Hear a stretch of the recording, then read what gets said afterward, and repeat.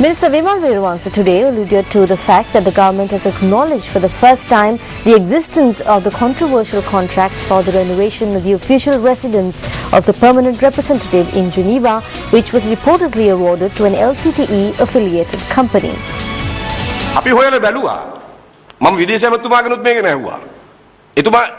We made inquiries and I quizzed the foreign minister as well.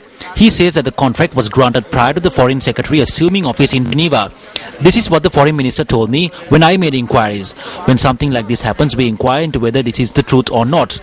So I ask, why the different standards? Why is that the same mouth that speaks of contracts in Sheneko Seneviratne's past is silent when the EU lifts the ban on the LTTE? ඒ කාර්යාලයක තිබිච්ච කොන්ත්‍රාත්තුවක මොකක් හරි කතාවක් තියෙනවා නම් ඒක කියන කටින්ම ඇයි යුරෝපා සංගමයේ කොටි තහනම් ඉවත් කරනකොට කට වැහෙන්නේ? A few key questions are valid at this point. Who approved the contract and on what basis? Who occupied the official residence during the works?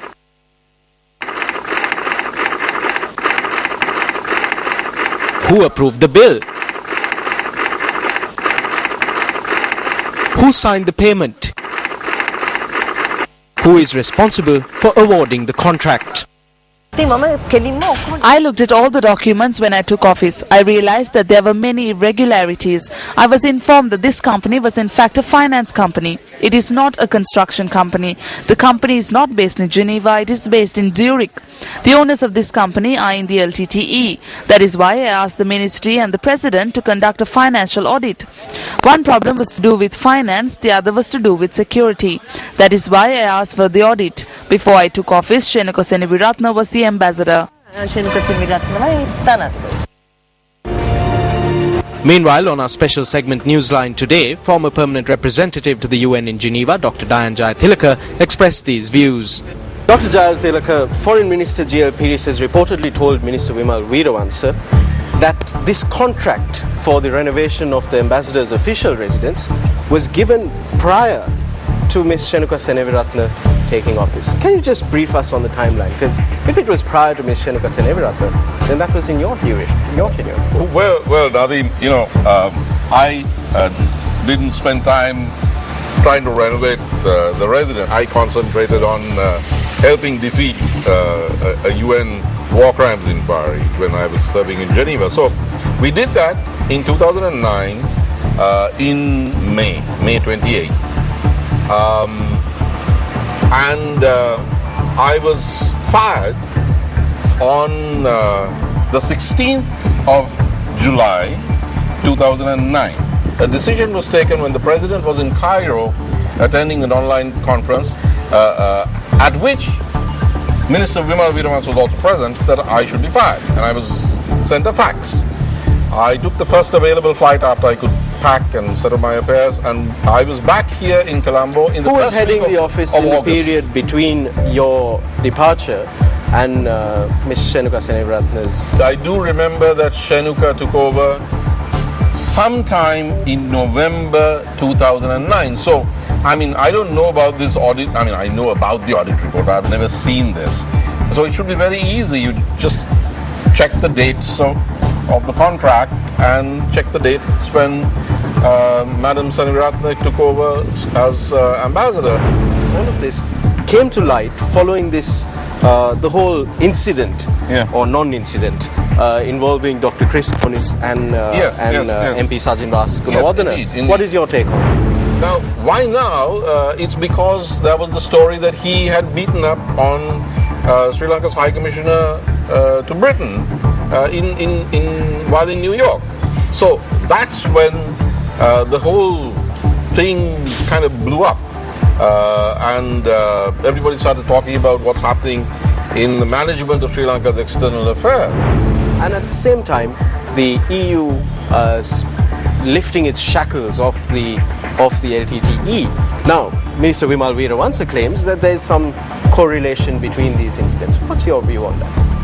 Well, there is certainly a correlation between Sri Lanka's retreat in the international arena, the serial defeats that we have suffered, and the management of Sri Lanka's external relations. Now,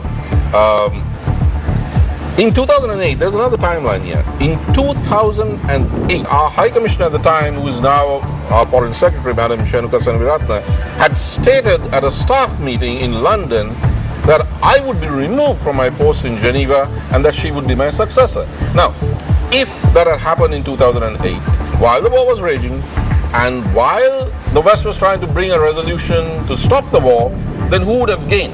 Who would have gained if I had been removed in 2008 when she was on the record saying that I would be? I was removed in 2009 and she did take over, so somebody knew what was going to happen. Sri Lanka is in trouble internationally. We should have our finest people in the most responsible posts. We cannot have somebody who doesn't have a university degree and maybe not even his A-levels as the presidential advisor on international relations.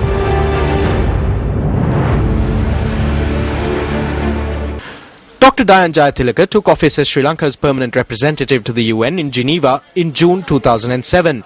He held this office until the 16th of July 2009 and was succeeded by the current Foreign Secretary, Shenuka Senaviratne. She presented her credentials as the permanent representative in Geneva in the latter part of 2009. She served in this position for 2 years and was succeeded by Tamara Kunanayakam in August 2011.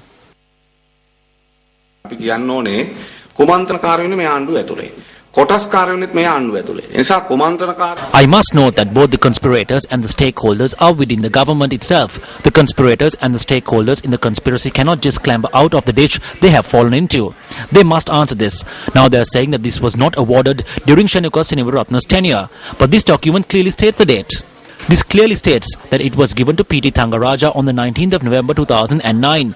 By the 22nd of December 2012, the first payment had been made. It is pointless to tell a different story without plucking out stories off the top of their heads. They must immediately make inquiries from the Finance Ministry Secretary.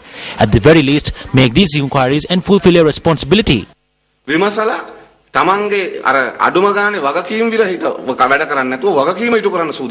The website of the Sri Lankan mission in Geneva contains 2 photographs of when Shenuka Senaviratne presented credentials as the permanent representative. The date stamp on these photographs is the 17th of November 2009. According to Vasanta Samarasinha, the contract for the renovation of the official residence of the permanent representative was awarded to a finance company affiliated to the LTTE on the 19th of November 2009.